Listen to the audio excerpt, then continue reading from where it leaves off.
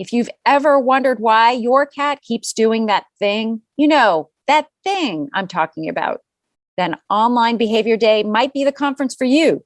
Join us for in-depth discussions and FAQs with expert consultants Pam Johnson-Bennett, Tabitha Kucera, and Dr. Rachel Geller, and Arden Moore on Saturday, April 9th. Visit communitycatspodcast.com to learn more and register today. You've tuned in to the Community Cats Podcast. Ready? Let's go. Welcome to the Community Cats Podcast. I am your host, Stacy LeBaron. I've been involved helping homeless cats for over 20 years with the Merrimack River Feline Rescue Society. The goal of this podcast is to expose you to amazing people who are improving the lives of cats. I hope these interviews will help you learn how you can turn your passion for cats into action. And today we are speaking with Kat Albrecht-Thiessen. Kat is a police detective turned pet detective and the founder director of the Missing Animal Response Network. Since 1997, Kat has worked search dogs trained to find lost pets and is widely known as the leading authority on lost pet behaviors and pet detective training. Kat is the author of 2 books, Pet Tracker, The Amazing Story of Rachel, the Canine Pet Detective, and Dog Detectives Train Your Dog to Find Lost Pets. Kat, I'd like to welcome you to the show. Thank you, Stacy. So before we dive into all the work that you're doing, first and foremost, our listeners always want to know, how did you become passionate about cats? Wow. Well, I was actually never much of a cat person, right? I was always a dog lover and I was into showing horses, but I always had a cat. But I never had realized that cats can have different personalities, because apparently the cats that I had were the aloof, snooty ones that didn't want affection, and I wanted a dog-like cat, and I didn't know that they existed. But my life took a different turn. I was a police officer and bloodhound handler, and in 1996, my bloodhound escaped and was lost in the woods, and I used another search and rescue dog to track him down and find him. And I began using and training my search dogs to find lost pets. And as I began to do that, I began to work with a lot of cat owners, and they would talk about their cats like I would talk about my dogs, right? These personalities, and he's a clown, and he does this, and he does that. And I'm like, where are these cats? I have to have one. And so I ended up getting adopting from 2 different shelters, 2 different cats that ended up helping me in my efforts to train cat detection dogs. So these were cats that had jobs. They were called target cats, and they were trained to crate quietly, and they were fearless around dogs. And they became a very important part of the program that I've since developed. So, yeah. Before you became a pet detective, you were a police officer. And, I'm just wondering, how did that experience apply to your development into becoming a pet detective? Was this helpful? Was there a transition that was sort of natural, or was 2 separate careers? It was a natural transition, and it most definitely prepared me for looking for lost pets and lost cats in particular. It seems like a crazy connection, but what it did was I was trained in search and rescue. And so as part of 2 different SAR teams, both in California, and I had been trained in what's called search management. Search managers just don't send searchers to wander aimlessly in the woods when a person is lost. There's a strategic plan. There's been research done on lost person behavior. And what I began to study and look at was because I had that training and was trained in crime scene investigation and processing evidence. When I started looking for cats, I started bringing in those principles and those tools. I began looking at how do cats behave when they're lost. I remember Googling back in the mid-90s, lost cat behavior, and nothing came up. Now you Google and a lot of things come up because we've done a lot of articles, a lot of training, workshops, and what have you. But that's what pulled me on that path of using the science that exists to find missing people, applying it towards missing cats, and found that it really works. Very effective. That's really fascinating, trying to think about how people respond when their pet gets lost or is missing. And there's sort of this I don't know, what do I do? Do I, put on my Facebook page, or, oh, it's a cat. Cat will just come home when cat feels like it. Or, So there's what you're mentioning, talking about a structure where we maybe didn't have that structure. Do you feel, 20 years later that we do have more of a systematic structure when it comes to finding lost cats? Not as much as we're seeing in the field of lost dog recovery. We've seen an explosion with the Facebook pages, the lost and found pet pages, which of course, a lot of them, people do post cats on there and what have you, but we've seen more of the field teams that go out and actually do hands-on assistance with pet owners to help recover their dog or their cat. We've seen more people in the dog camp than in a cat camp. And then we've also had a misinformation that is out there that is spread like wildfire. And I'm sure that many of your listeners probably share this tip. And it's the dirty cat litter myth. A meme that came up, maybe it's been about 5 years ago now, that is shared widely and even posted on shelter pages and what have you, to put your cat's dirty litter box on the porch and your cat will smell it from a mile away and it will bring them home. Well, I don't have a lot of time to get into all of this, but I do have a blog that explains what a questionable cause logical fallacy is. And that's exactly what that is. The cats are going to, not all cats, and it depends on the temperament of the cat, the environment, the terrain where it disappears.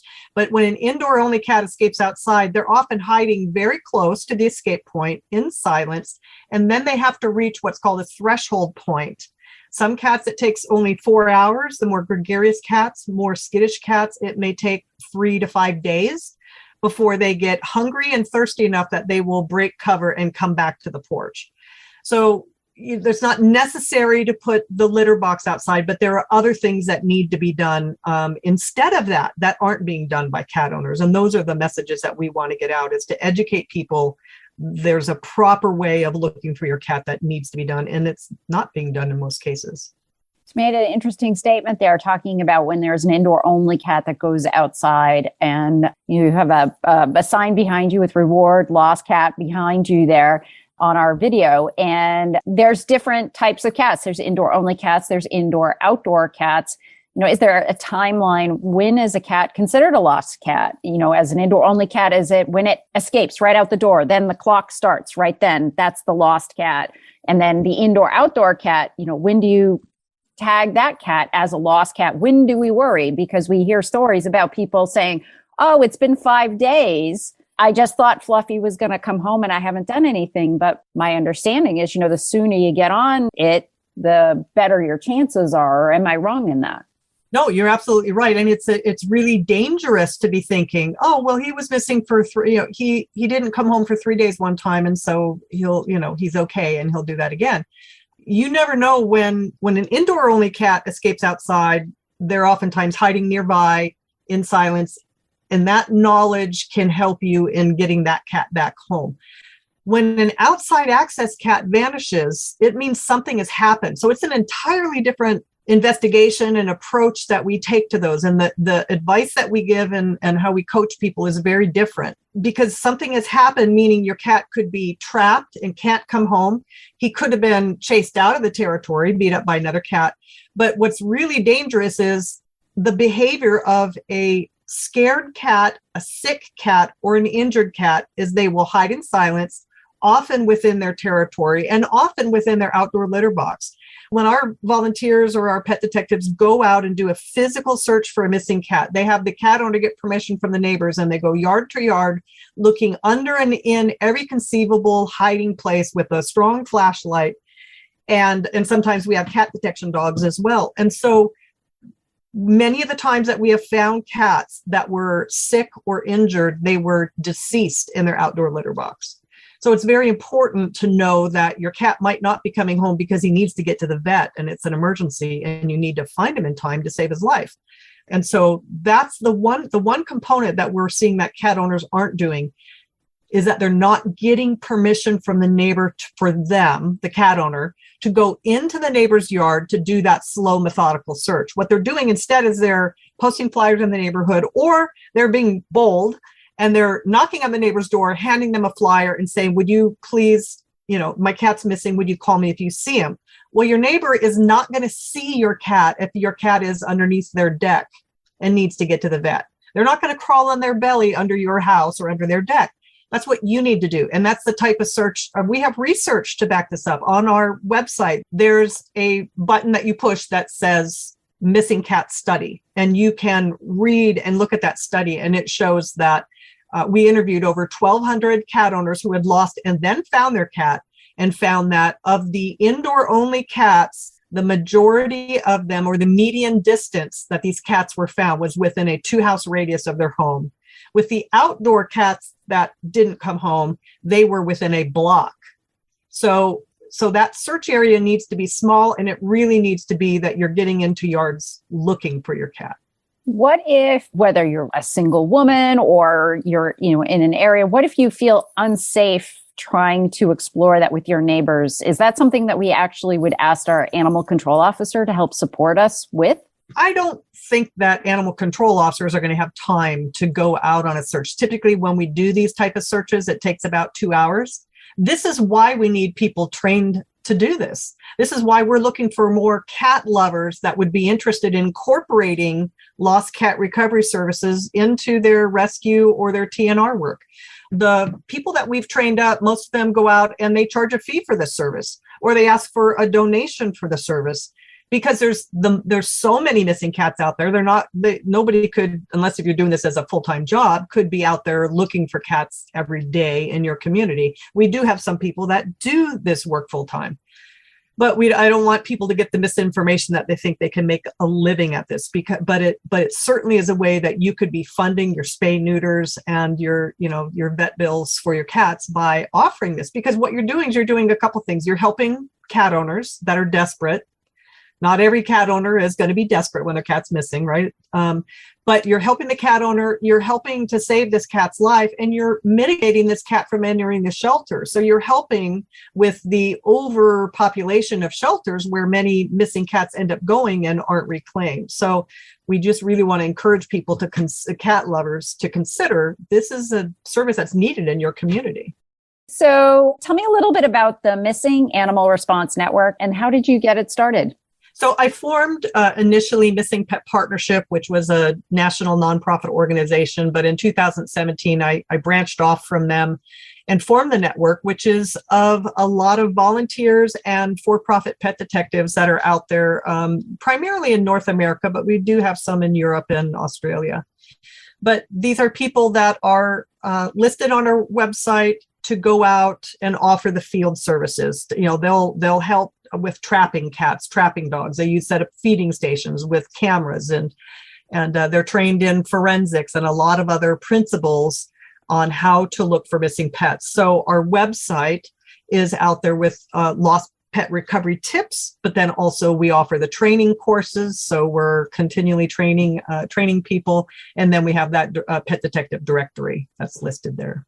Fantastic. It's a tremendous resource. And you made an interesting comment there saying too, if you wanted to get paid for helping with lost cats or whatever, that might help with some of your spay neuter costs or feeding your colony. And, we talked about indoor-outdoor cats. I get calls from colony caretakers about missing cats from their colonies because they are so emotionally vested. They do have a sense of family with regards to their colony cats. And some of them, as we wander off or whatever, and there are incredible challenges there. But I think maybe there are some tips from the indoor-outdoor concept too that might be able to help with regards to a missing colony cat. At the end of the day, we have to get to know our neighbors, when we have to interact with them, because, I will say, a lot of folks say, I've done everything. I posted on Facebook. First thing I did was post on Facebook, and not to knock that, because Facebook, does have a power to it, but, you do have to talk to your neighbors and find out what they've got going on, and, what's been happening, and that kind of thing too. And many neighbors are feeding colony cats, and we don't know it. I mean, many cats have 3 or 4 different feeders. So I think it's really important that the folks in the neighborhood know who's feeding the cats, so that then they can sort of check in on them that way. But it is challenging because people have to get to know other people. I will say I have interviewed some folks, though, who have been brand new TNR folks, and they've said it was the getting out there and doing TNR on a colony got them to know their neighbors. It was an experience, it was more community. So when they were isolated during the pandemic, they didn't have social. Their social was going out and working with the neighbors to try and trap the cats and get shelters put in place. So, I mean, I guess that's the spin side of the whole thing. But I think it's great. The more people we could have trained to know how to trap cats, to know how to help with lost cats, it's a win-win no matter what. Oh, yeah. Yeah. We also teach in our course about one of the reasons why shelter workers are seeing these cats coming in and nobody reclaiming them in cases where they know this cat was owned by somebody. It's wearing a collar, it's got, whatever, for whatever reason, they just know that somebody owns this cat. Well, we explain this in the course about how this fact of the cats are hiding in silence and not being found. Because again, what typically happens is the cat doesn't come home. The owner put live in the neighborhood, all their just pieces nobody can read from a distance anyway. You need to be doing the big neon posters. And then they ask neighbors to call if they see the cat, but nobody sees the cat because it's hiding in fear a half a block away. And then the owner goes to the shelter, keeps going to the shelter, stops going to the shelter, and that cat 3 months later is humanely trapped by somebody who thinks it's a feral cat because they're seeing the skittish behavior and their assumption is it's a feral. That's another thing. It's really important for TNR people to realize that this same behavior in cats, where you see a cat that's, when you trap it, it hisses, spits, twirls. That is a scared cat. That doesn't mean that that's a feral cat. I can show you videos where shelters have euthanized people's pet cats because a neighbor humanely trapped him. The cat was hissing, spitting, lunging, and thought to be a wild feral cat. They immediately euthanized it, and it was somebody's pet that they said has never been mean. Right? So this fearful behavior is misinterpreted as a lack of tameness. It's funny. You see the same behavior in dogs due to genetics and puppyhood experiences, a dog that's hardwired to be fearful and afraid and reactive. And when you raise your hand and the dog cowers, people think the dog was physically abused. So people see scared behavior dogs, they think the dog was abused. They see it in cats, they think the cat is feral. And we treat those animals differently when we see them or encounter them. And what we need to be thinking is that this might be a lost pet that has a skittish temperament. I need to scan it for a chip and put up a found cat poster and see if somebody owns this cat. As someone who's juggling it all, trying to keep people and pets together, you need easy access to resources to help you do just that. That's where Maddie's Pet Forum comes in. From adoption SOPs to TNR guidelines, you'll find it all. Have you joined yet? It's free. Visit forum.maddiesfund.org/cats today. Could your animal welfare organization use a tune-up? Humane Network can help. You can get a free 30-minute consultation to talk through your challenges and get ideas on how your organization can be more successful with less stress. From board development and fundraising to strategic planning and operations, Humane Network has got you covered. Whether you are a large or small, nonprofit or government, it's a live and thriving program led by a certified animal behavior consultant, features specially designed training for shelter and clinic staff on enrichment, stress reduction, safe animal handling, and behavior modification. With Humane Network, you receive individualized advice and support customized to meet your organization's unique needs. And Humane Network can lighten your load by taking on fundraising, communications, and other tasks you struggle with. Contact Humane Network today for a free 30-minute consultation. Visit humanenetwork.org. That's humanenetwork.org. If you're running a rescue, you're probably overloaded with tons of tasks, pulling you in even more directions. Dog and cat intakes, volunteers to communicate with, fosters to find and pass info to, and don't forget about managing the all-important donations. It's easy to become overwhelmed, miss critical information, and worst of all, lose volunteers. Buzz to the Rescues offers an integrative platform that can help you gain back your time, streamline your workload, and clearly communicate with everyone on your team. Learn more at www.rescueyourrescue.com and gain back your peace of mind today. Ask you a little bit about microchips because some of our listeners may not even know what they are. Can you tell me specifically what microchips are and what are your thoughts around microchipping indoor-outdoor cats, indoor-only cats, colony cats? What are your thoughts on all of those different populations? Yeah, so real quickly, microchip, it's a grain-sized device that is implanted through at your vet or at your shelter. When you scan it with a microchip scanner, a serial number will pop up. That serial number, you need to register when you microchip your animal. You have to register in there's like databases that are out there. And when you get your animal microchip, they explain how to do that because there's different microchip companies. And then if your animal is picked up and taken to a vet or to a shelter and they scan it, then your owner information pops up and they can contact you. Highly recommended that all cats be microchipped, especially indoor onlys. Now, I hear this often. I never let him outside, or my cat doesn't go outside. I don't need him to have him chipped. No, you do, because your cat is at risk of being mistaken as being a feral, because when it escapes outside, more than likely, not all cats, but most cats are going to hide and be fearful. And if the cat's taken to the shelter and it's cowering in the cage, if you don't have it microchipped and you don't have a collar and tag on it, then you're just risking that you're never going to see your cat again. Speaking of collars, are there specific types of collars that you recommend, one type over another? Not really. Well, just a breakaway collar, one that is going to give, because obviously if the cat is allowed outside or gets outside, then, or even inside the house. I mean, I had my cat once, he had a stretchy collar on, but he somehow got it hooked in his mouth. And I was glad I was there to see it, but yeah, having a collar on is a, added source of protection for your cat, but obviously not all cats can wear them. You mentioned to me a little bit before we started the recording of the show, a little bit about lost cat recovery teams. What does that look like?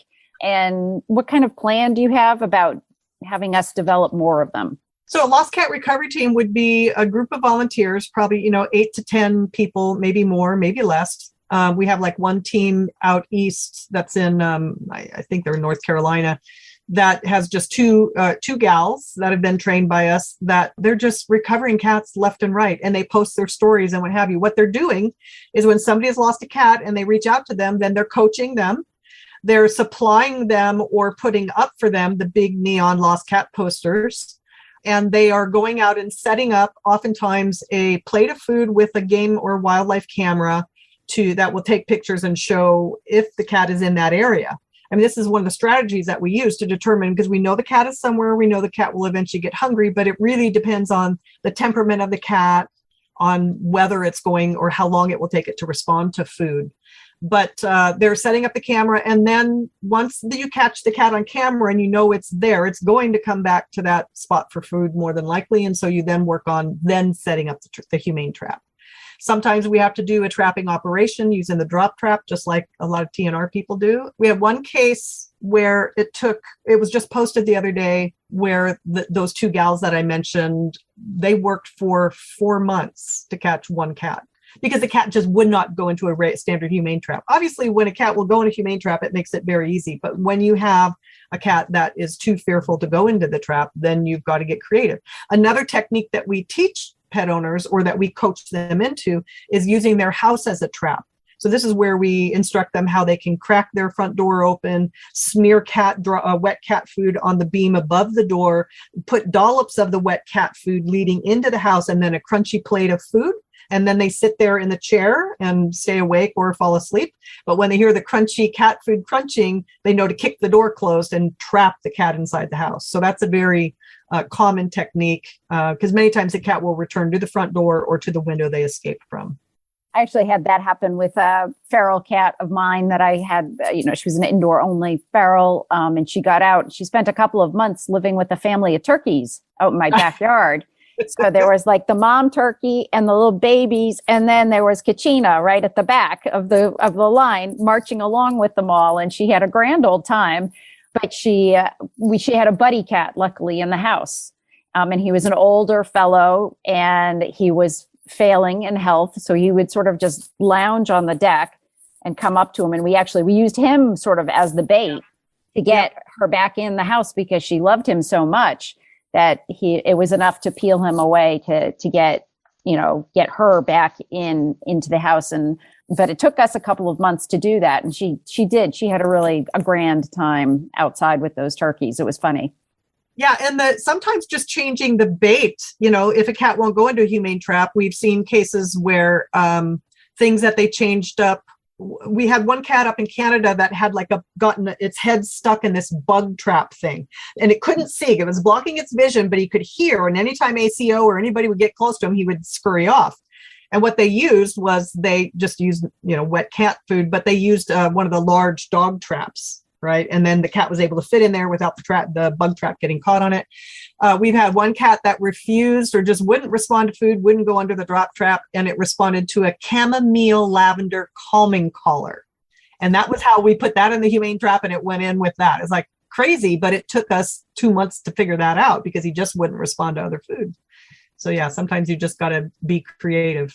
If folks wanted to learn how to do like what the ladies are doing in North Carolina and the work that you do, how would they do that? Yep. Easy. Just go to our website. It's missinganimalresponse.com. And then you can click on the training page and see when we have the next classes coming up. We run probably about 3 group classes a year, but we also train self-paced so that you can work through the course at your own time. So it's basically an 8-week course. And we just encourage you to go there or link to our website and look at our tips and, share our information with others. We just want to get lost cats back home. Before we sign off, I want to ask you one question too, is my cat goes out or is out, in the first 24 hours, what are the things that I should be doing? Yeah, the first 24 hours, very important that you talk to your neighbors to get into their yards to look and start in your own yard. And you're like, if your cat escapes outside, you want to hug the edges of the house. First, go to the right, then go to the left. Look for any bushes, or is there access under your home you can crawl under, and then expand outward.